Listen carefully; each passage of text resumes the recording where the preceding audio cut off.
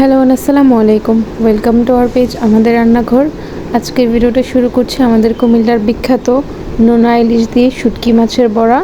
রেসিপিটা দেখার জন্য ভিডিও শেষ পর্যন্ত দেখতে হবে। তাহলে চলুন আমরা রেসিপিটা শুরু করি।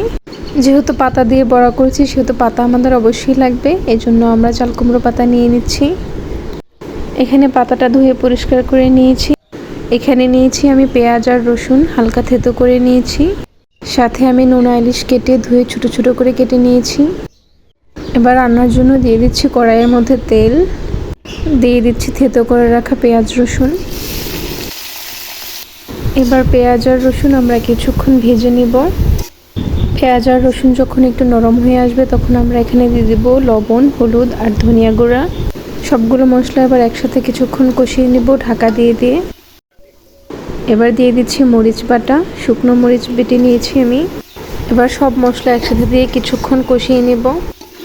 মশলাটা যেন পুড়ে না যায় এই জন্য আমরা একটুখানি পানি দিয়ে দিচ্ছি। এবার আবারও ঢাকনা দিয়ে আমরা কিছুক্ষণ কষিয়ে নেব। আমাদের মশলাটা কষানো শেষ। এবার দিয়ে দিচ্ছি আমরা নোনা ইলিশ।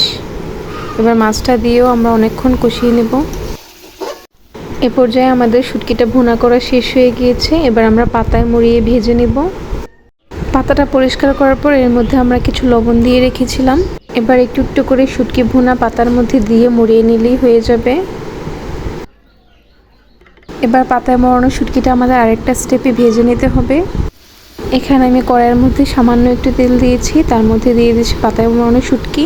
বেশিক্ষণ রান্না করার প্রয়োজন নেই, 5-6 মিনিট রান্না করে নিলে পাতাটা যখন সিদ্ধ হয়ে যাবে তখন এটা খাওয়া যাবে।